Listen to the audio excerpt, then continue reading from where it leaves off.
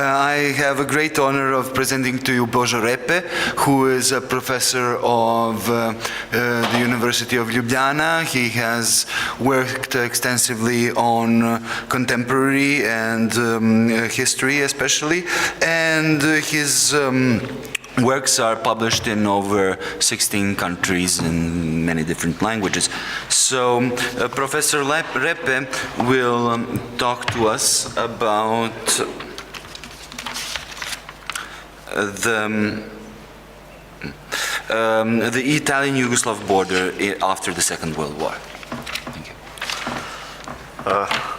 Thanks a lot. Good day, buongiorno, dobar dan.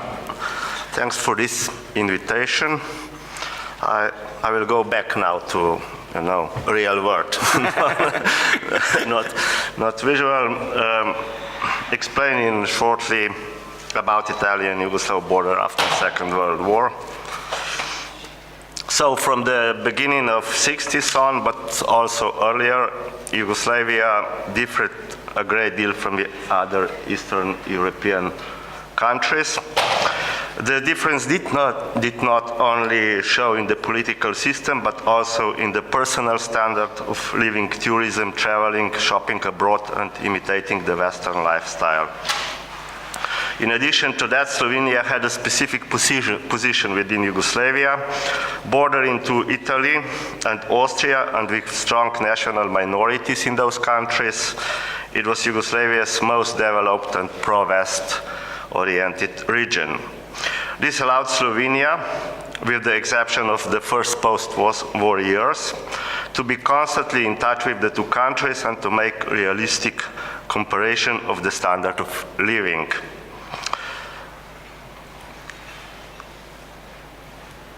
Italy was the first window to Western world for the Slovene and Yugoslav people, incising painfully in the life of people who had until then lived together, first within Austria-Hungary and later between the two world wars under Italy. A new border to the advantage of Yugoslavia was set between the two countries in 1947. In some cases, the border ran between the houses, crossed gardens, or even, as in the case of village Miren near Nova Gorica or Gorica, divided the graveyard into two parts. So at the funeral, the relatives pushed the coffin literally from one country to another. The relations with Italy remained tense as long as until 1954, when the so-called Trieste question was resolved by the London Memorandum, so the division of free territory of Trieste between Yugoslavia and Italy, as you probably know. Border crossings were therefore scarce. Only people who lived within the 200-meter frontier zone and the so-called double owners. It means the people who possessed land in both states were entitled to them. The latter were allowed to take the shortest route to their land in other states, but forbidden to visit bigger villages or towns. In spite of this stricter control on both sides of the border, they did visit these towns and villages. And on the Italian side, they were frequently recognized with their socialist shoes or by the license plates on their bicycles, because in that time, even bicycles that had license plates. As the first buyers of Western products, people living along the frontier used to smuggle them to Slovenia. In 1955, Yugoslavia and Italy signed an agreement on the local borderland traffic, the so-called Udine agreement. So I hope that, I don't know how to, this is a movie, I want to make it somehow, just should, maybe if you, no. We should go back, yeah. No, it's right outside if it doesn't start like this. You have to stop it. Is it Yeah, but it's supposed to, because it's incorporated. Okay, Okay, then we can. we'll see.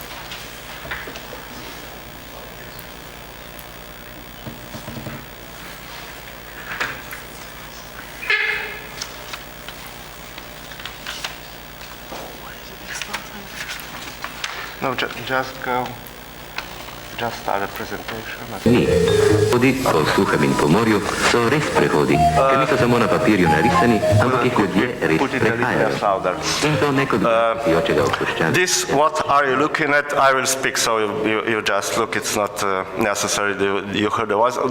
This, what are you looking at, is a documentary movie from 1961, and it's showing the border crossing, smuggling, relations between Slovenes and Italians in that time. It's quite humorous, but we don't have time, unfortunately, for these dialogues because it was written by one of our famous, well-known writers, Janus Mienert.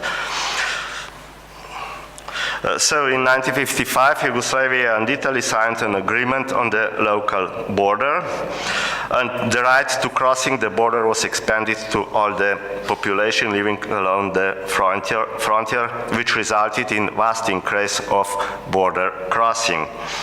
People of these regions were particularly keen to visit diverse fairs, like Fair St. Andrew in Gorizia, where they were buying cheap goods. One of the most popular articles was the so-called bambola, a big baby doll clad in colored dress. As a decoration, such dolls were placed on matrimonial beds. Further, people used to buy confetti for marriages, chewing gum, and typical Italian sweets. The goods purchased on Italian stands had a major influence of forming the taste of Slovenian and Yugoslav customers in the 50s. People who were not living with the 10-kilometer frontier zone were able to acquire a passport. Either a personal, a family, or a group passport. Passports were issued by the district departments for internal affairs. Application for a passport could be refused with further explanation, and passports were not issued to men who had never yet served the army. A visa was necessary for almost all the states. In addition to that, a Yugoslav citizen had to provide a letter of guarantee from the destination state. Until the beginning of the 60s, administrative hindrances and also low standard of living prevented Yugoslav citizens from the more frequent visits abroad. Their traveling was restricted to business trips and visiting relatives. Quite a number of people crossed the border illegally and emigrated afterwards to overseas countries. In the second half of 50s, however, tourism began to develop, which resulted in more frequent visits of foreigners in Yugoslavia. In the mid-60s, Yugoslavia opened up towards the world, and the standard of living increased a great deal. Passports became available with hardly any administrative hindrances to the major of the citizens. Visas for the neighboring countries were gradually abolished. In 1962, Yugoslav citizens were allowed for the first time to purchase legally foreign currency in the amount of 15,000 dinars, which was something approximately 50 that days dollars. A larger sum was only available for the purpose of medical treatment abroad and attending international meetings, conferences, and similar. It was also possible to open a bank account for foreign currency. So masses of people went to Austria and Germany to work there in that time either. Only through employment agencies, 62,000 Slovenes found work in the Western states between 1964 and 1969. But there were even more people who moved to the West on their own.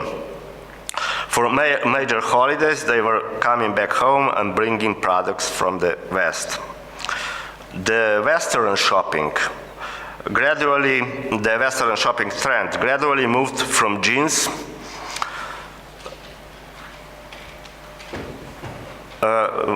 moved from jeans and such things. Tennis shoes, for example, even nowadays in Slovenia you can hear that they are named Superge after the popular Italian trademark. And there is an actor in Slovenia, Janez Hočevar, who was one of the first wearing jeans in the 50s, and he still bear the nickname rifle on this. So from these smaller things, gradually moved toward washing machines, vacuum cleaners, and other domestic appliances, and even cars. I wanted to show you Bambola first. During that time, the Slovenian production and trade were gradually adapting to the needs of their customers. Gorenje started to produce domestic appliances which became popular in Eastern Europe countries in the following years. Self-service stores and department stores were started to emerge. However, the supply of goods in these shops was not as good as in the West, and the prices were higher. Like elsewhere in the world, towards the end of the 60s, the teenage generation gradually became a very strong consumer group. The socialist supply of goods was not able to cover their demands for all sorts of notebooks with portraits of film stars, felt tip pens, school bags, fashionable clothes, records, and similar articles. Glasses also, as you can see on this picture. Even it was not so, I think, about the quality in all cases, because, for example, the skis Elan were of very high quality. Of course, it was somehow the fashion to buy things abroad. As regards the standard of living, the 70s turned out to be the best post-war years for Yugoslavia. The official policy had defeated the liberal orientation of the 60s. It wanted to prove that the self-management socialism was the best system in the world. With the help of cheap loans, a large number of Slovenians were built houses of their own. Shopping abroad also proved this tendency. Building materials, which was either better in quality, cheaper, or not at all available in Yugoslavia, was transported in car boats from abroad, mostly from Italy and partly from Austria. The most popular articles were bathroom tiles, wash basins, water taps, furniture, diverse garden and other tools, even concrete mixers. There was also a great demand for other appliances, clothing articles, shoes. Italian shoes had remained to be a byword for quality, despite the good quality or relatively good quality of Slovenian products either. Then foodstuffs, spirits, and items which were due to ideological reasons not available in Slovenia. So, I mean, communion and confirmation clothes, garlands, white shoes and handbags, and so on. Another phenomenon of 70s was the so-called Ponte Rosso, where cheap goods and gimcrack were sold. It attracted thousands of Yugoslav buyers which were coming as organized groups by regular trains and cars, even from the most distant parts of the country. They were buying everything, even most worthless goods. I have another movie, if you can make it. This one is from 1990, showing the Trieste in that time and the confusions which started because Yugoslav Prime Minister Markovic fixed the Yugoslav currency with the mark, and so that caused the problems with it will not. That caused the problems with exchange here. Mass shopping in Italy was also a result of the so-called Osimo agreements, which Italy and Yugoslavia, influenced by Thanks. Influenced by the spirit of Helsinki, 1975. Yugoslav-Italian border became by far the most open border between a socialist and a capitalist country. In 1978, over 40 million people crossed the border in the Trieste region, 21 million with passports and 19 million with regular border permits. New border crossing points were opened, but despite that, traffic hold-ups and jams, particularly during the weekends. The frontier zone was increased to 30 kilometers, which means that some communities in Slovenia, like Jesenica community, so the residents of this community bordering with Austria and Italy, were entitled to both regular border permits.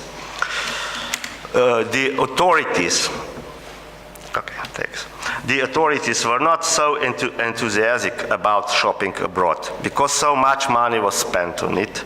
But on the other hand, foreigners were shopping in Yugoslavia too, particularly petrol, meat and other food which was cheaper in Yugoslavia.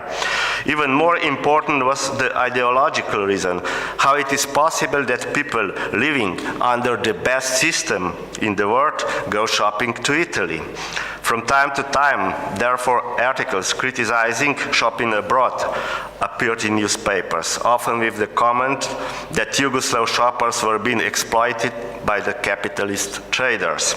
Particularly communists and public officials, civil servants and similar were advised not to succumb to that shopping fever, but there was no sanctions and no other efforts to reduce shopping abroad. In the 80s, Yugoslavia glided into a crisis. The standard of living fell to the level of the mid-60s. A number of products were rationed or not available at all, like petrol, oil, washing powder, citrus fruits, and similar.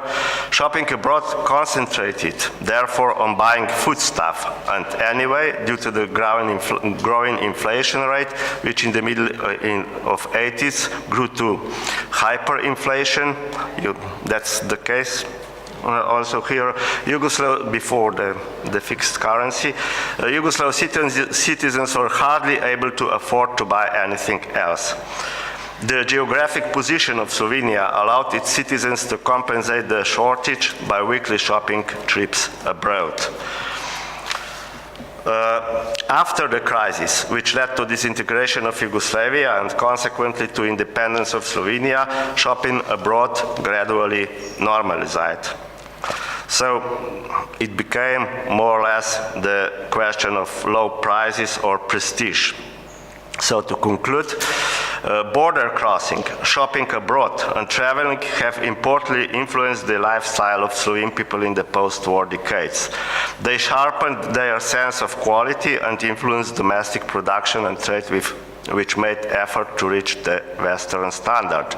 Shopping abroad further exerted indirect pressure on politics, which was, at least to some extent, forced to take into account of the demands of consumers and act immediately. Shopping tourism was, of course, not the only influence that formed the post-war socialistic consumer mentality in Slovenia. Its impact has to be seen with a broader context, together with music festivals, as it is Slovenska popevka, music in general, television, mass motorization, expanding of foreign tourism in Slovenia, and economic emigration, but also advertising, which was following this. Everything this led to the fact that Slovenians accepted Western standards and behavior patterns as regards the style of home decor, clothing and spending leisure time as early as in the liberal 60s. In the second half of the 70s, for example, the more influent citizens already had access to the international credit cards, including American Express. People took from socialism what was of use to them. It means free schooling, good health and services, full employment, whereas ideology that filled political speeches, newspapers, articles, and TV news was perceived as necessary evil of the system. During the last 2 decades, the self-management socialism was hardly taken seriously by anyone. That was probably also due to the fact that both regime critics and party officials met on their shopping tours across the border. Thank you.